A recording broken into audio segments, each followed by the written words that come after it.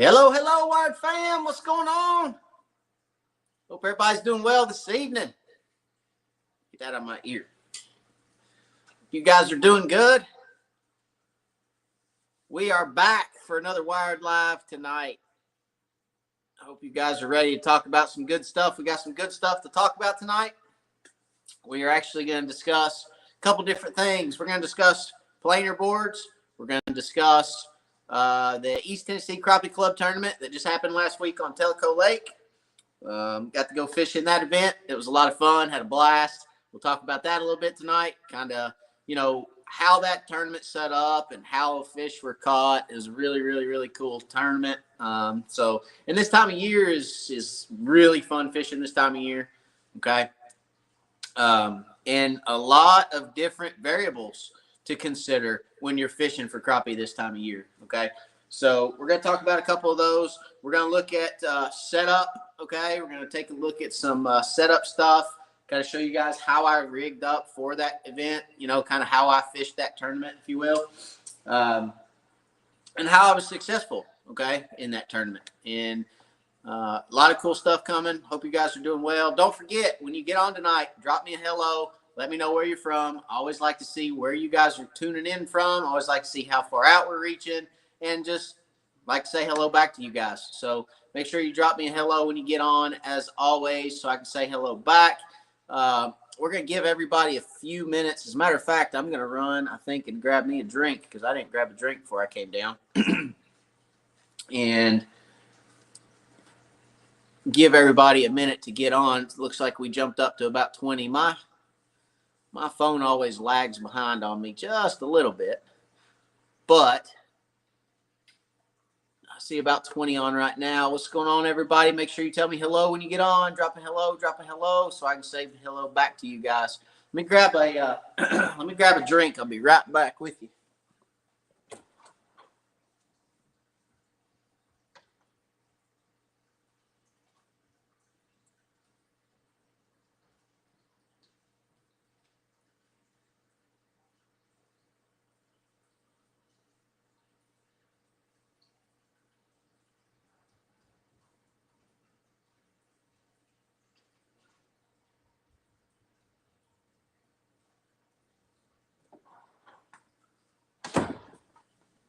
All right, we're back.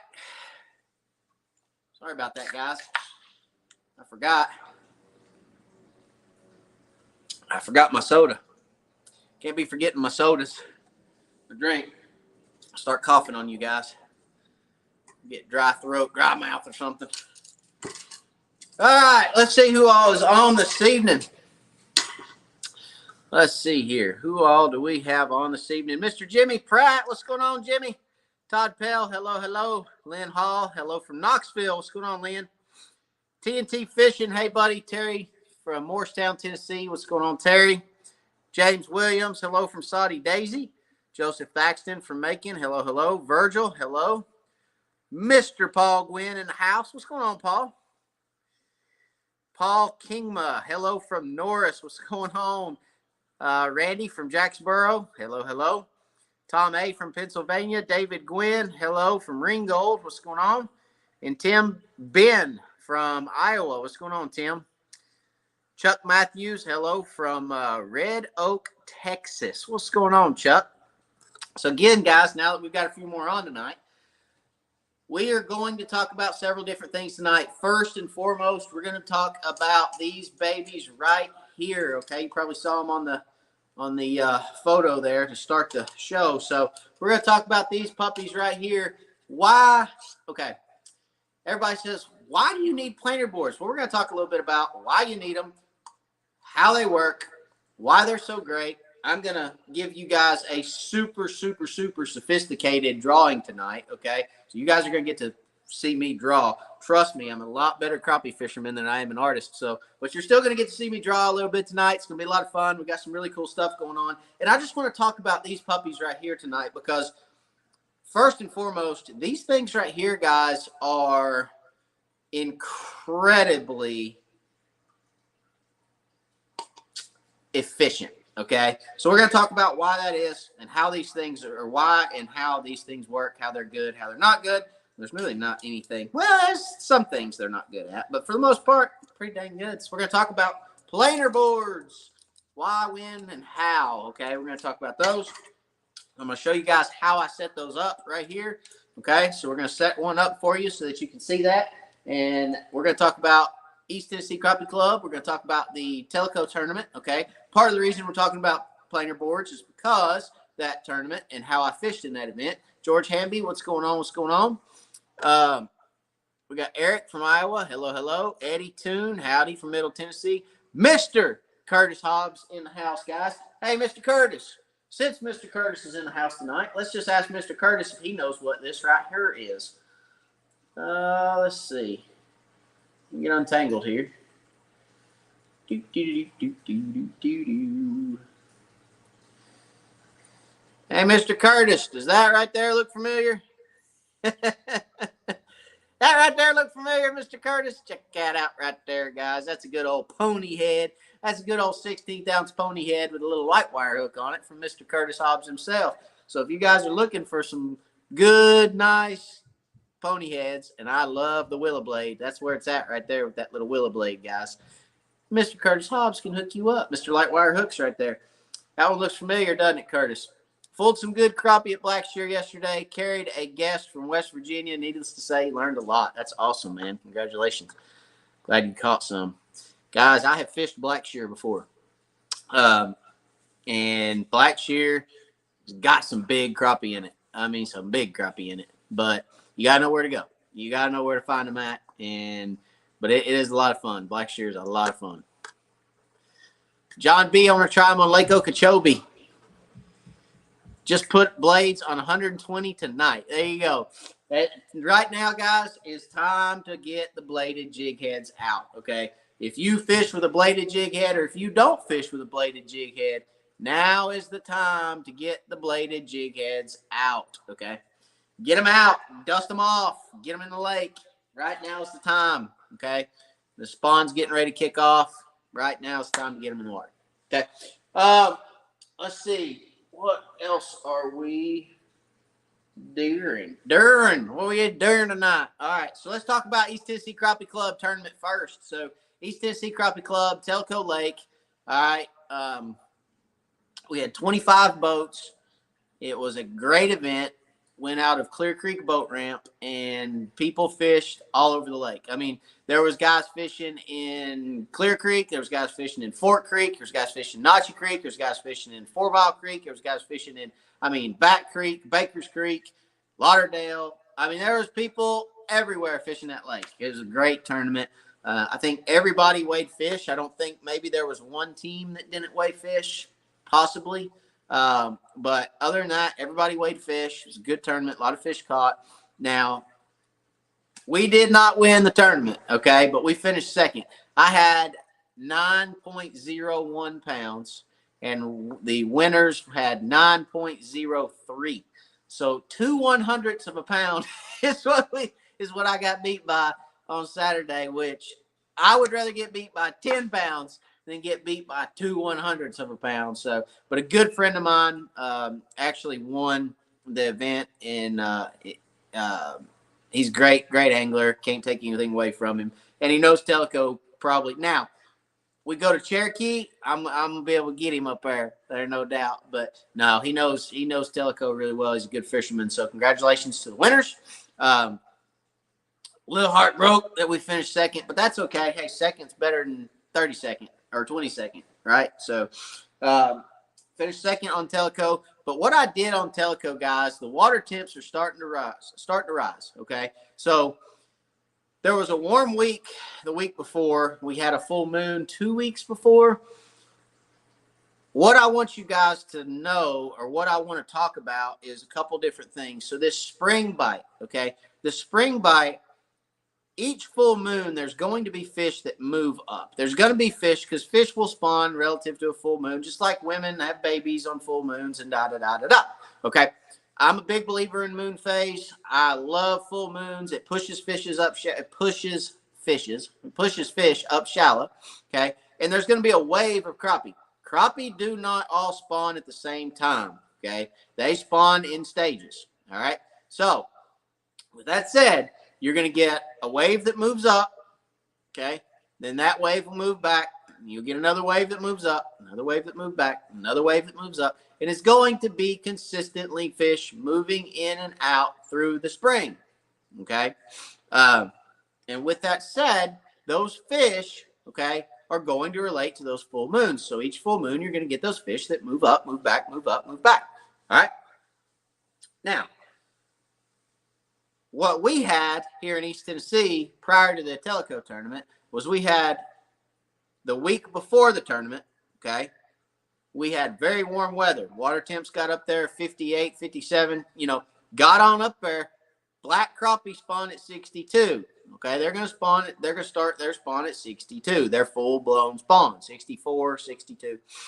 So, with that being said, I knew there was going to be fish shallow. I talked to multiple people before the tournament, and I told them the tournament's going to be one shallow. I know this tournament's going to be one shallow. Okay, so I knew I wanted to find shallow fish. Now, there was the week of the tournament, okay, which we got some really drastic temperatures down in the 20s. So it dropped right back down. Water temps sucked back down from the upper 50s to the lower 50s, okay? Here's what I want to tell you guys. In those situations, all right, fish are not going to move back out of that super shallow water. And when I say super shallow water, I caught every fish in 3 to 6 feet of water with these puppies right here. And that's what we're going to talk about here in just a little bit. What these things are good for, okay? So 3 to 6 foot of water is where I caught every fish that I weighed in that tournament. Very, very shallow. The winner that beat me by 2 100ths, we'll keep harping on that, caught all his in super shallow water, okay? So I knew it was going to be a shallow bite. I knew those fish were going to be there. Did the cold affect those fish? Yes. The cold had some effect on those fish. Some of those fish did move out. Now, move out is 3 to 6 feet, okay? They did not move from 3 to 23. They moved from 3 to 6 or 5. They just moved out enough to get a little stability of the water, okay? So, yes, cool water cools quicker, okay? But it was also a little dingy. So what? Dingy water, because we had a lot of rain. Dingy water warms up quicker, okay? So you had a lot of different things working for you prior to this tournament, or in my mind that I'm thinking about, okay, where's the dirty water, right? Because I fished stained water, okay? I fished stained water all day. I found stained water and fished it, okay? Fish stay shallower in stained water, right? Because there's not as much light penetration. But it also warms quicker because it's got the molecules in the silt and everything that warms quicker. So I knew if I found some stained water on Telco, there'd be shallow fish still there. So that's what I did, okay? So I went and found stained water, all right? Now, stained water on Telco isn't muddy, all right? It's just stained. I mean, Telco's a pretty clear lake. It does get muddy at times, okay, when we have extreme amounts of rain. But for the most part, Telco does not get mud. It gets stained. Well, I found stained water, and I knew that's where I'd find shallow fish, okay? So let's talk about how I put these to use, okay? So what is a planer board, okay? It's very simple. A planer board is a block of balsa wood, or they're made of plastic. They're made of different materials, okay? This is a product that's made by 3M. These boards are made out of. It's kind of like a very stiff version of a foam board is what this is made out of. It's dense. It's you can hear it. It's very similar to a balsa wood, but it's almost like kind of a foamish board, but it's hard, okay? So anyway, long story short, this planer board has an angle cut on the front of it. Can you guys see that angle right there? Okay, see this angle that's cut on the front of this board? What does that do, okay? Well, this is a counterweight, all right? You put your line on this board, and I'm going to show you guys how you put your line on this board here in just a second. This is your counterweight, and this pulls your jig through the water, okay? with that angle on there. So with that angle on there, it actually angles that board this way. And when it pulls, let's say this is the center of the boat, okay? When this pulls, it actually pulls it out here to the side of the boat. So here's the center of your boat. Your planer board's out here to the side. Why is that efficient? Okay, well, let me show you. Hang on one second.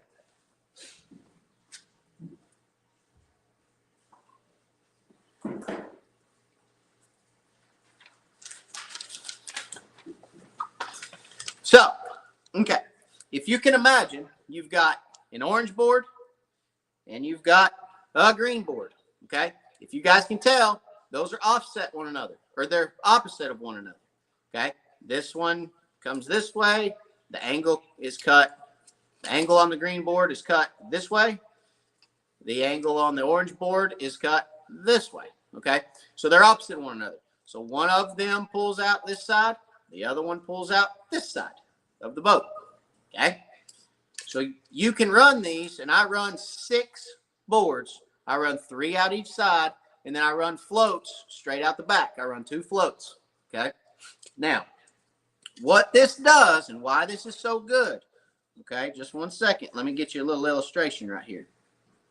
And I don't want anybody laughing at my drawing skills, okay?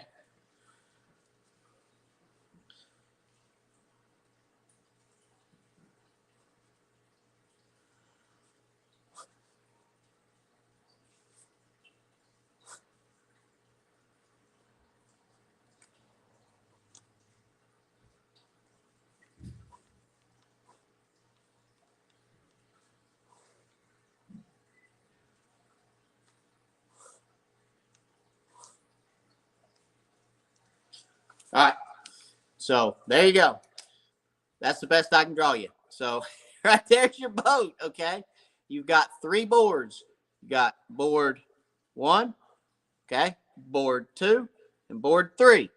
All right, on one side. On the other side, you got board 1, board 2, board 3, okay? And then you got floats straight out the back. So you're covering an entire swath of water. You're covering an entire, and this can be, the more line you let out on those boards, the further away from the boat they're going to go, okay? So you can cover 50, 60, 80 yards of water in one pass, okay? So you're covering a lot of water. Now, let me turn around here where you guys can see me. All right, now, let's say, okay, you've got fish that are up here in front of the boat in shallow water, okay? Let's say you've got fish in front of the boat in shallow water. When you troll into these fish, what are they going to do? They're going to split to this side and this side of the boat, okay? Now, when those fish split, when your boat's coming through them, they're going to come down in to your baits, okay? Your baits are out here to the side. They're going to come down into your baits, all right? So they're going to run into your baits as they scatter from your boat. They look up, and here comes a jig across their face, okay? So it's basically like herding cattle, but with crappie, okay? And you're able to pick up those fish in shallow water that you're splitting with your boat, all right? So one thing that was very funny to me is at the weigh-in, I had guys, you know, we always tell the guys that finish in the money in the tournament always tell how they caught their fish and are always very open and very forthcoming with trying to help people learn. And you guys know me. I can da all night long. So when it got my turn to talk, the first thing I said was, I didn't turn my live scope on all day. And everybody was like, huh? What? Literally had people go, huh? And I said, yeah, I never turned on my live scope. My live scope stayed down on the front deck. I didn't even plug the battery up, okay? I never used my live scope. I pulled these all day long and sat in my seat at the steering wheel with my back turned around, my back to the front of the boat, just letting my trolling motor do its thing, pulling boards around, okay, with my remote control in my hand, catching fish. I caught 50 or 60 fish, had over 9 pounds on Teleco, which is almost unheard of. Well, 9.1 and 9.3 are the biggest weights ever to be weighed in on Teleco in 10 years of fishing Teleco. Okay. So very, very, very, very good fish caught on planer boards. And I fished 3 to 6 foot of water all day long. Okay. So planer boards are awesome, right? Planer boards are awesome. As some of my best friends have said, is planer boards are awesome. Yes, they are. And I love them. So that's why they're so good, okay? Because in that shallow water with those fish that are scattered, suspended, and they're sitting out there and they're getting ready to do their thing and they're moving up and they're in those on those flats in shallow water. Again, you've got your boards out and those fish are scattering from your boat, and you've got your boards right here that once they scatter, because these fish will scatter out to the side of your boat and then they'll come back around. Okay. When your boat goes by, they'll come back around. As they come back around, they run into your jigs. Okay. They run right into your jigs and wham. And I'm telling you right now, if you have not pulled a planer board, if you've never seen it, there's some planer board videos on my channel. You can watch them. If you've never been sitting in the boat and you're looking at the side of this board about like that right there, and that joker goes, starts dancing like this right here. I'm telling you right now, it's like a float going down, baby. It's just to get your heart going. It's just like, yeah. You jump up, you grab a rod, you're like, yeah, and you're reeling them in, and you got to reel this board in with it, okay? So it feels like a daggum marlin back there, and you're reeling this fish in, and they come up to the top of the lake because there's only about 3 foot of line behind these boards, 3 to 5 feet, and you've got that fish, and he's slapping on top of the lake, and you're going, oh, don't come off, oh, don't come off, oh, don't come off. It's the funnest thing. It's one of the funnest things that you'll ever do crappie fishing. Now, let's talk about baits, okay? Let's talk about baits with the boards, and then I'm going to show you guys how I rig my boards, okay? So baits with boards. If I'm fishing anywhere shallower than 3 feet, and yes, I've pulled boards in 1 to 2 foot of water and caught fish, okay? Anything shallower than 3, yeah, I'm going to 32nd-ounce jigs. But for the most part, 95% of the time, when I'm pulling planer boards, I'm rigged up with a 2-jig system, okay? It's a 2-jig system, 1, 2, okay? They're about 18 inches apart, all right? And I'm using some kind, 16th-ounce jig heads. I'm using some kind of action tail jig, okay? Some kind of action tail jig. So you can see right there, that is a black, blue, and chartreuse, okay? Black, blue, chartreuse, Southern Pro hot grub. That's what that is. That's a Southern Pro hot grub with a red pony head, silver willow leaf blade, 16th ounce, light wire hook. Absolutely killer. There's another action tail bait, if you will. Okay, anybody? Yeah. Charlie Brewer slider. Yeah, that's right. Don knows what those are. Charlie Brewer slider, guys. Right there with the white head. That is the blue ice and chartreuse. Absolutely love it. Caught several fish on that. But for the most part at Teleco, my color, because I was in dingy water, guys, like I said, I looked for that dingy water because I wanted that water that was warming quicker. It was a little bit warmer than the rest of the lake around, and that's what I was looking for to keep on those shallow water fish that most people would suspect those shallow water fish would have got pushed back out with those 20-degree weather, or with that 20-degree weather that we had the week of the event. So I talked to several people who said, man, I thought because of the cold they'd move back out, and some fish did. But in those certain areas, in those key areas, those fish stayed, and that's what I keyed on, okay? So, again, 2 jigs, 16th ounce, okay? Now, if you got to think 2/3 when you're pulling boards. When you're pulling boards, 0.8 to 1 mile an hour is the speed that I like to keep my boards at, okay? 0.8 to 1 mile an hour, all right? Now, you got to keep in mind the 2/3 rule when you're pulling boards, okay? If you have 6 feet of line out, okay, or let's do thirds. Yeah, 6 is fine. We'll do 2/3 of 6. That's doable. I can do that math in my head. All right, 2/3 rule. 6 feet of line behind the board, you're probably running 4 feet deep because that's 2/3 of your line length is your depth, okay? 0.8 to 1 mile an hour, you're right there in that 2/3 of your line length is your depth. So 6 feet out behind the board, 4 feet deep, okay, with 2 16th-ounce jigs. Now, some people are going to say, well, that's not exactly true all the time. You're right, it's not. That's not a perfect science, okay, guys? Not a perfect science, but it's a starting point. All right. So that's where I start at. 2/3 the line length is your depth. Okay.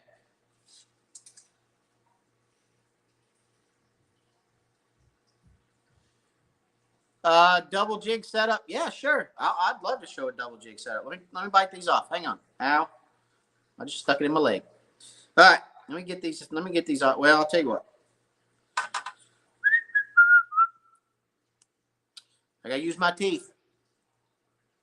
Arrgh. Don't anybody get on to me. If you're a dentist, I know. I'm sorry. It's 4-pound test. I could probably break it with my fingers. All right. Yes, I pull planer boards with 4-pound test. You can pull planer boards all day with 4-pound test. You just have to be easy. Don't be jerking them in. Don't be ripping lips like you're, at the Bassmaster Classic this weekend. You just gotta stay easy, real easy. Take what the fish and the board will give you and reel that fish in. All right, double jig rig. Okay, so line through the first jig. I want to pull about 3 feet of line out. Okay. Yeah, I'm tangled up. Hang on.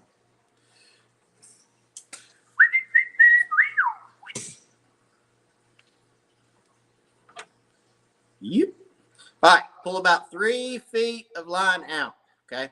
Take both the main line and the tag end, right, like that. Hang that jig. Okay, we're going to tie a loop knot. All right, so we can go around our fingers. 1, 2. Okay, so we got it around our fingers twice. We're going to take this jig and we're going to put it inside that loop that we just created. So in between our fingers. Okay, pull that jig all the way through there. Now, we've got this loop up here. Okay, again, grab the tag end and the main line and pull them tight. Just ease them down. Okay, until your loop gets tight. Now, we have created a loop knot on that first jig. Okay, so you're good to go on the first one. Now, you've got 3 feet of tag end right here, right? Okay, take your tag end, go through your second jig head, second eye. Okay, come back around. We're going to tie these. I'm going to tie these a little closer together than 18 inches. But I like about 18 inches. But for the purpose of putting it on a board and letting you guys see it, I'm going to go a little closer. Okay. So, again, pull your line through, your tag line through. Grab your main line and your tag line. Okay. And then we're going to wrap that around twice. 1, 2. Okay. Now, we're going to take that jig, put it through the line, through that loop we created with our fingers. Grab both the tag and the main line and start cinching it down. We're just going to cinch it right on down. So we've got our second loop knot. Okay, bite that tag end off. And there we go. Okay, 2 jigs tied on the same line with a loop knot. Okay, double jig rig right there. I use loop knots all the time, especially with action tail jigs, guys. Action tail jigs, I don't want to tie that jig head straight to the line. Because if I tie that jig head straight to the line, where is this line, this second jig? Where's the line going to be? In the way of the tail. See that? It's going to be in the way of the tail. You're not going to get any action. But a loop knot, watch this. A loop knot, look how far that line is. Okay? Away from the jig. Okay? So there you go. Now, let me open my bail up here so that I have some line to work with.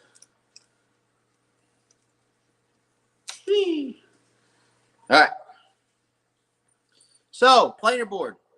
How do you rig these planer boards? Now, the planer boards that I use, there's several people that make these boards, one of which is Crappie Reaper planer boards. Okay, you can look him up on Facebook, Crappie Reaper planer boards. And then there's a couple other people that make this specific type board. Crappie Shark was the designer of this original board. It was made by Crappie Shark, who is not in business anymore. But there's some people that have cloned his design, and they're making these boards. There's also Yellowbird boards, makes a good one. Corey Thomas, if you want to look him up down at Dale Holla, he has a board with somebody that is similar to these, but it's a little bit wider. It's a little wider and a little shorter. It's not quite as long, but it's got a little bit higher back on it. So, there's a couple different variations of these going around, but a planer board is going to do its job, whether it's this board or a Yellowbird or there's a couple other companies out there that are making them. Something planers. What is that? Golly, I can't remember now. Anyway, several people doing planer boards. They all serve the same purpose and work the same way. Okay. So, all right. Got your angle cut up here. You got your angle on this side. Okay. So when I'm rigging these, I'll always look at them. Look at the angle. Okay. If you're looking at the angle and you see which side the counterbalance is on. So if you guys are looking at that angle right there, you see the counterbalance is on this side. That means this planer board is going to go on that side of the boat. Okay. It's going to go on the same side of the boat that the counterbalance is pointed towards. Okay. If you're looking at it like you guys are right now. Okay. So with that said, I want my line on the opposite side from the counterbalance. Okay. So the counterbalance is on this side. I want my line on these clips, which is on that side. So I want to clip on to these two clips right here. Now, you can see this clip right here is offset that clip by this block.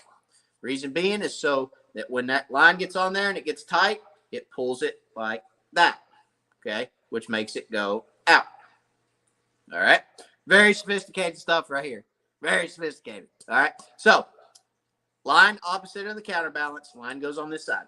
Now, what I do, push that bobber stop out. Blink. I take this line right here and I wrap it around this bobber stop. Not once. I don't put the line in there and close it. I wrap it around just like that. Okay. Now, somebody's going to say, why do you wrap it around? Very simple. Okay. Now, come back here to the second bobber stop. Open the second bobber stop. Put the line in it one time and close it. Okay. So now that that is in there wrapped 2 times, it's not laid in there and closed. It's wrapped around 2 times. The reason I do that is so that the line does not slip. I do not want the line to slip. Why do I not want the line to slip? Because if I start catching fish on this board right here, I don't want, when I'm reeling a fish in, my line to slip out the back and it be 2 foot deeper when I put it back out after I catch that fish. When I catch that first fish, I want to be able to set this board right back down in the lake, let it out, and it be in the same exact depth of the one that I just caught before. Okay, so there it is. All right, there's your planer board set up. 2 jigs behind the planer board. Got your planer board right here, pulling your jigs out away from the boat. You're cruising along like that right there. That fish sees it. And he goes, I'm hungry. And he comes up there and whacks the snot out of it. And you reel the fish in. Okay, it's that simple. So again, here's your planer board set up. This is what the fish is going to see.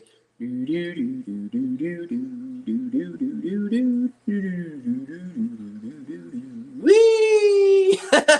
Okay, so very, very, very, very, very, very, very, very productive method for shallow water fishing. You don't have to have live scope. You can cover a lot of water. You can get an idea where those fish are quickly, and that's what I did up at Tellico. Look, there was a couple areas where, you know, I had a feeling that there was going to be fish. I put the planer boards out. The first area I went to, I caught a limit of fish. I had 7 fish in the boat and probably could have weighed 7. I probably could have weighed 7.25 pounds off my first spot that I stopped at.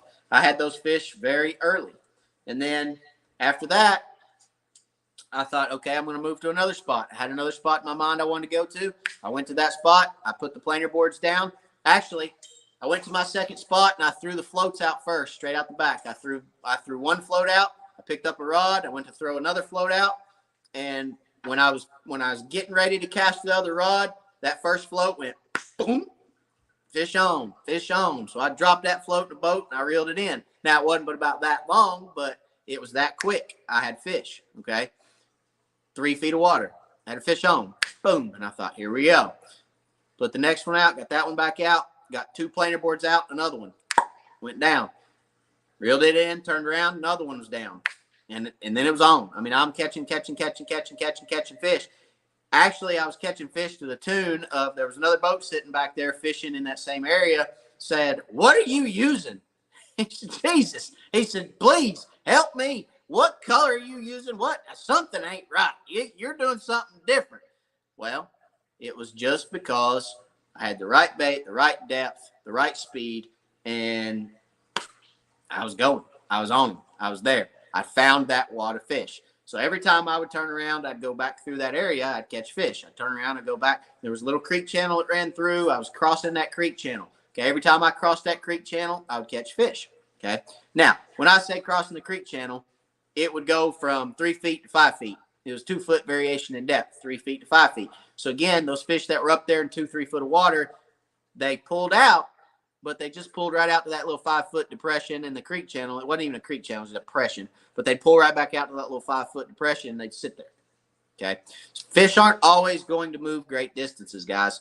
Fish aren't always going to move to what you think is that consistent depth. Like I told you, if it was up to me, I'd fish 15 to 18 foot year round. But they're not always going to be there. You've got to think a little bit about current conditions, current patterns, moon phases, water colors, temperatures. There's so much that goes in to trying to really pattern the fish and know where those fish are going to be at that given moment. Again, I kind of called this one early on in the year. I kind of said March on Tellico is going to be one in shallow water. I kind of said that all year.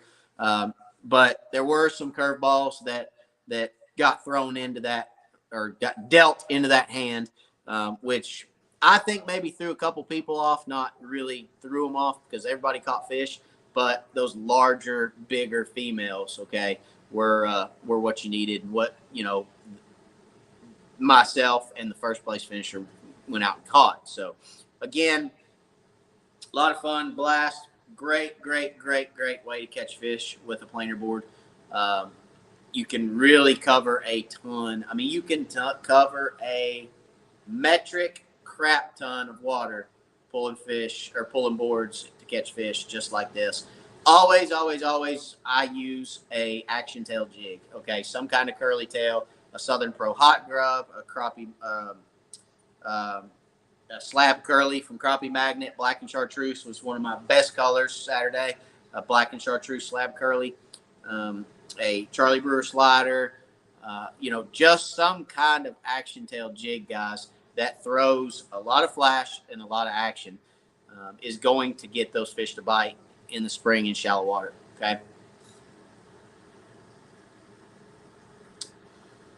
Let's see. What do we got? I got Joel Nash, the Joel Nash in the house. What's going on? Jimmy Pratt. How do they work 30 to 40 feet deep? Okay. Very good question. Can you use these planer boards in 30 to 40 foot of water? Yes, absolutely. Now, this is where I said it gets a little, earlier in the show, I said there's a little bit of a downside sometimes. Okay, you can fish 30, 40, 50, however deep you want to fish with these planer boards, okay? Now, if you're catching fish out of 30 foot of water, okay, you are going to have to go up in jig size. You are not going to get down there with 16th ounce jigs. You need to go up 2 quarters, 8s, 2 8s, or 2 quarters to get that deep. But fishing 20, 25 feet, you can go to 2 8s. 30 plus, you can go to 2 quarters. You're going to have to put more line behind the board. Now, there's been tournaments where I fished 15, 18, 20, 25 foot of line behind boards, okay? My partner fished a tournament before we fished together with 40 and 45 foot of line behind these boards, okay? What you have to do is it is a 2-man job at that point. It is a 2-man job, okay? So what you have to do is you reel in, okay? You reel till the board gets to the boat. Then what you do, you grab behind the board. Don't grab the line in front of the board. Grab the line behind the board, okay, between the board and the fish. And what you do is you pop these off, okay? You let it, you hold your fish and you pop these off, okay? You take the board off the line. Then what you do is you tell your angler, reel. And when that angler reels and gets the line that's in front of the board to the rod tight to your hand, then you let go of that fish, okay? If you grab in front of this board and commence to taking this board off, you will lose your fish. Not all the time, but you will lose your fish sometimes. When you grab, because you're trolling, okay? Keep this thought in your head. You're trolling down the lake. If I grab behind this board, between the board and the fish, and I keep consistent pressure on that fish, not only am I'm holding that line still, the boat is keeping pressure on him because the boat is still moving. Okay? Boat's still moving forward. So I hold behind the board, take the clips off. That's the situation where I do not clip to I do not double wrap my clip. If I'm fishing that deep, I will not double wrap my clip because I want it to pop off easy, right? So hold behind there, open, drop your line, come right here, open, drop your line, and you're good to go, okay? Tell your angler to reel up. He reels up until it's tight.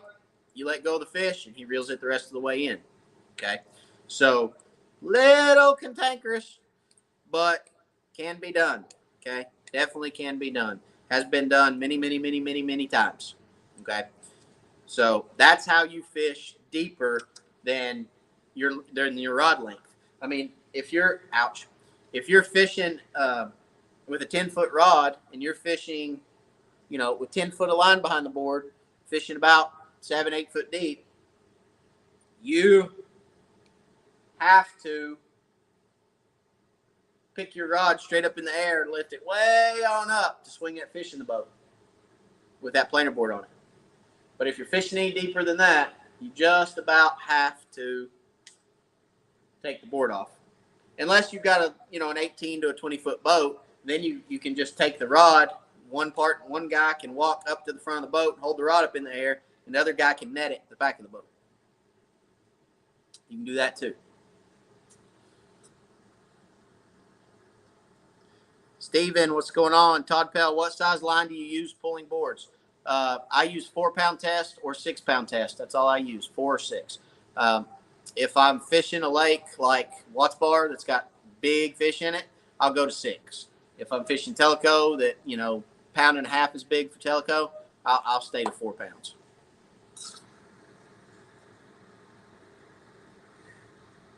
Got that one. How tight double jig set up.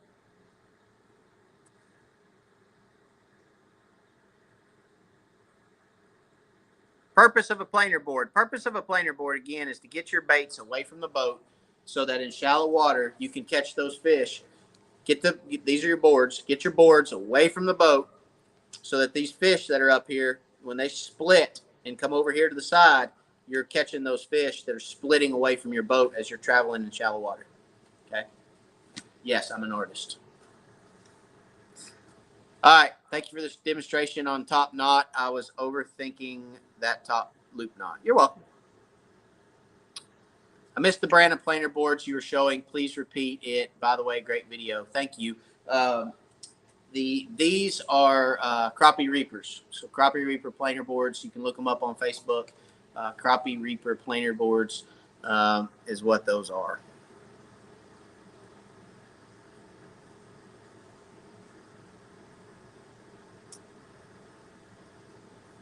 Todd, very good question. Do you need different length rods, or is the line length that keeps the board at different spaces from the boat?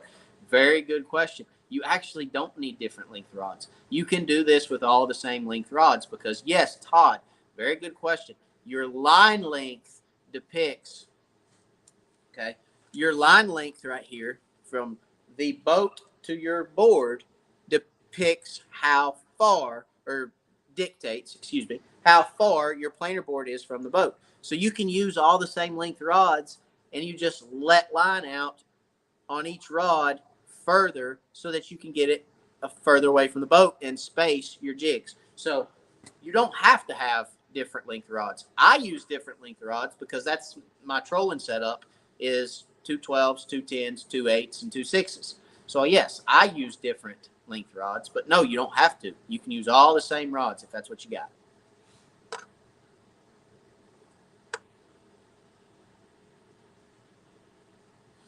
All right, first, so you have 6 lines in the water. Is that correct? I have 8. Second, I'm assuming you are running that speed 1.8 with your trolling motor. No, 0.8 to 1 mile an hour, not 1.8. 1.8 is way too fast. 0.8 or 0.8 of a mile per hour to 1 mile an hour. I may go up to 1.1 or 1.2 maybe if it's, fish are real active, but 0.8 mile an hour up to 1 mile an hour. Okay. And yes, I use my trolling motor for that. Third and last for now, what is your mount to hold your rods? So my mount's right over there. Right there with a rod in it, actually, because my son was playing in my boat a minute ago. I have Drift Master T-bars. Okay. Drift Master T-bars is what I use. I've got those on a swivel mount, which the swivel mount that I have those mounted on is actually for downriggers because my boat came with downriggers on it. So I took the downrigger off but left the mount up there because it swivels. And I mounted my rod holders to that. So that's what I've got them on. But they're Drift Master T-bars. I think they're 10-inch T-bars. They come up 10 inches and then they come out. And I've got 4 rod holders on each bar.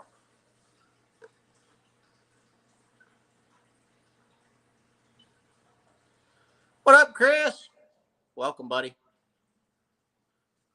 Scott, what about waypoints and directions? Lots of laughs. Thanks for fixing my boat, man. You're very welcome. I don't use waypoints and directions. That's one thing that you need to forget, guys. If you're pulling boards, you need to absolutely forget waypoints and directions. If you're fishing a big flat like I was, and you're fishing 3 to 5 feet of water just on flats in the spring, forget directions. Don't worry about, oh, I'm too close to the bank. Oh, I'm not far enough from, or I'm too close. I'm too far. I'm this, I'm that.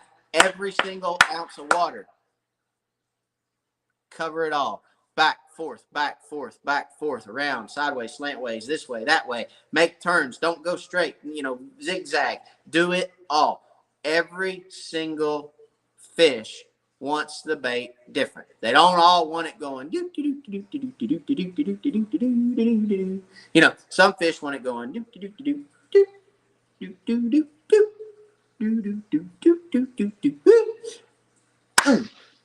So don't be afraid to turn that boat a little bit. Don't be afraid to turn to one side, come back to the other side, go straight for a piece, go slow down, speed up.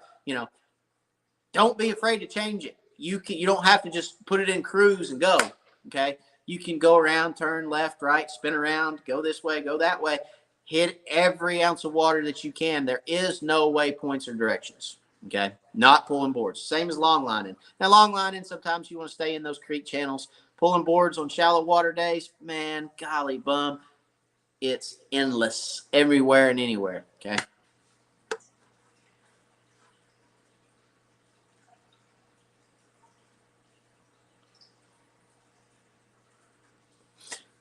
Good question right here. How do you cast the lines to set up, and how do you recast after a catch? Very good question. So let me get a different color. Hang on just a second. Let me get a different color pen.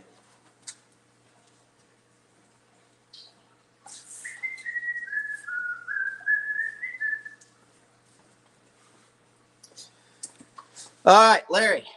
Very good question. So, all right, guys, we got our setup, right? Okay. Larry, I'm going to drop your comment there for just a second. So, we got our setup right here. Let's say this board right here catches a fish. Okay. That board right there catches a fish. It starts wobbling and shaking. When a fish hits these boards, it's going to disrupt the angle on this board. So this board's angled like this, pulling out to the side. It's going to disrupt that, and it's going to pull it straight because now there's tension on the back of the board. So it's not going to be cocked sideways pulling out. It's going to be straight. So what's going to happen is this board right here, okay, when a fish gets on it, it's going to swing naturally right back here to the middle of the boat. And you can reel it in right here up the middle of the boat. Okay. You can reel it right back because it's going to pull back and come right back up through here when you reel it in. Okay. Everybody get that? Now, with that being said, everybody's going to say, well, wait a minute. You just crossed a line. No, I did not. And I'll tell you why. Because when you pull these boards, can you guys see that rod that's right? Where's it at? Right there. Can you guys see that rod that's in that rod holder? Which direction is it pointing? Is it pointing up or is it pointing down or is it straight? Obviously, it's pointing up. Okay. You want your rods, when they're pointing out the side of the boat, you want them up in the air at a 45-degree angle, because you want that line to go from your board straight to the tip of your rod. You do not want it laying in the water. You want it from the board straight to the tip of the rod. That way there's air underneath your line. So when this fish bites and this board swings in, it goes underneath that line. Okay? That makes sense? Now, if a fish bites this one and it swings in, there's no line to go under. And yes, you will reel them up beside the straight lines out the back. You will not interfere with those straight lines in the back, okay? So you will reel it right up the center. Now, when you let it back out, it's opposite of that. So when you let it out, Larry, you drop it right here at the boat, and it goes right down here. You leave your bail open, leave the bail open, and the line's pulling out. It floats right down through here. Then when you close the bail, it engages it, and it swings out to here. Make sense? Super, super, super savvy. Super sexy stuff right there. Super sexy. Okay, so does that answer your question? Does that answer everybody's question on how to deploy and how you reel in fish with a planer board? It's super cool. It is absolutely super cool. And I have planer board videos on the channel, guys. So if you go to my channel, if you just go to the channel, look down through Crappie Teaching, look for planer board videos, you'll find some planer board videos in there, and it shows you how I'm pulling those boards, okay?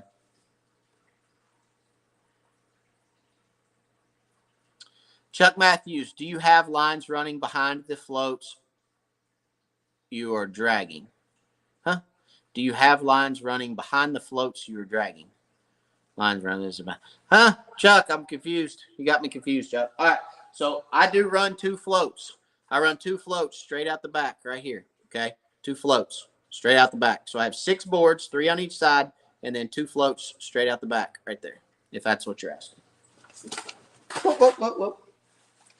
But no, I don't have floats behind the planer boards, if that's what you're asking. It's just the planer board.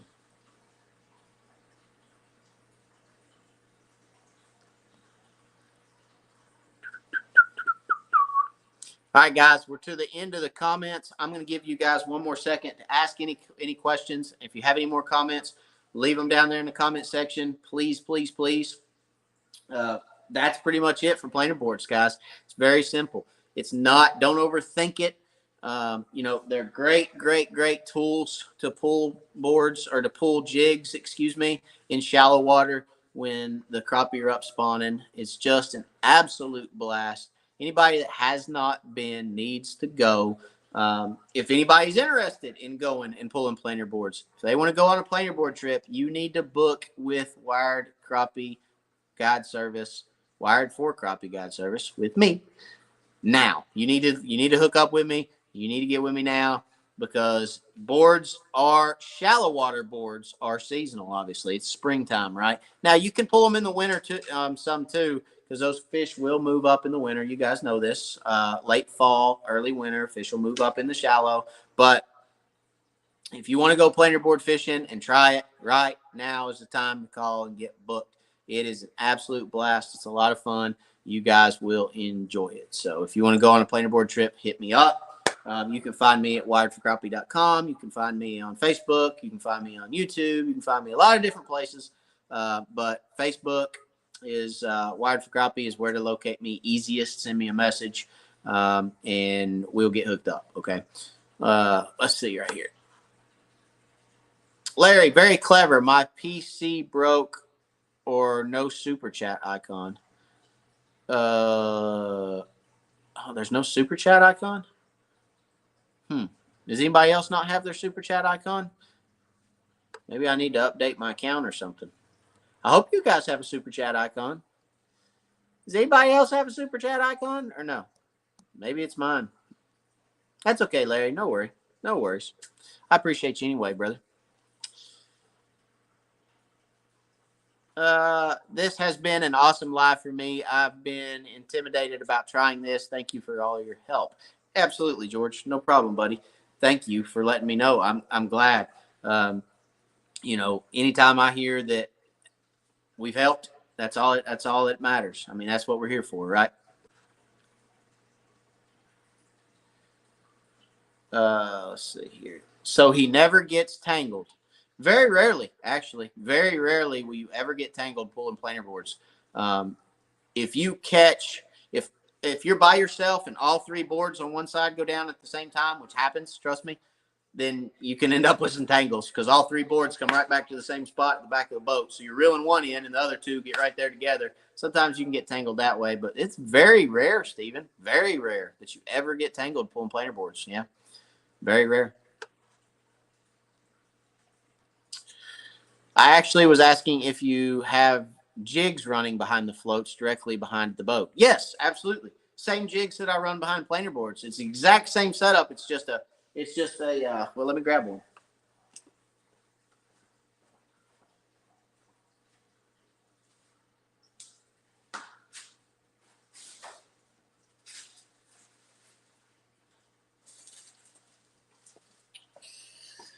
It's just this round orange snap-on float.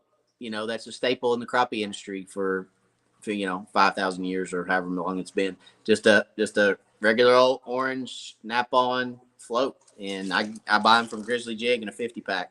There's round snap-on float from Grizzly Jig. There's price on them right there. They're probably more than that now, but I buy them from Grizzly Jig. Buy them 50 at a time. So there you go. Um, it never fails. I take them off at the end of the day and I put them in my pocket and I lose them. So I always have to have new floats.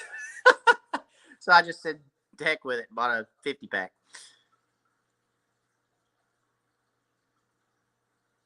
I would not make it 10 feet pulling those here in East Texas. Too many trees. Well, you'd be surprised. You could do it.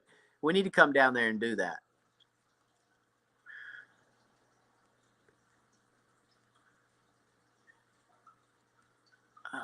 Let's see. Paul, thank you, buddy, for the super chat. I appreciate you, buddy. Thank you, thank you, thank you.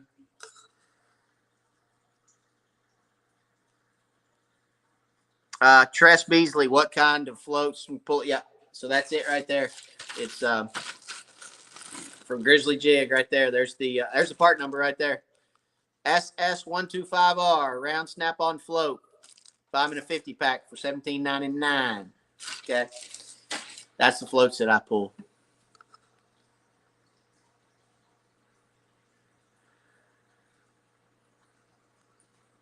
All right, guys, we're gonna call it a night. I appreciate you guys. We've been on for about an hour. We try to keep them to an hour. So as always, I appreciate you guys for everything you do.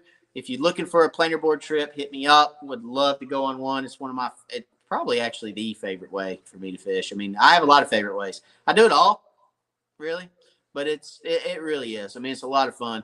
It's a cross between long line trolling and floating flying, or slip floating. It's because you get to see it. It's visual. It's fast paced. It's shallow water. It's areas you'd never really imagine catching fish in, and you're out there. You're just back and forth. It's relaxed. It's laid back. You can talk. You can, the trolling motor does the work. You can sit there and have fun. All right, just have fun catching fish. So anyway, and when you get done, your neck doesn't hurt, your back doesn't hurt. You're ready to go.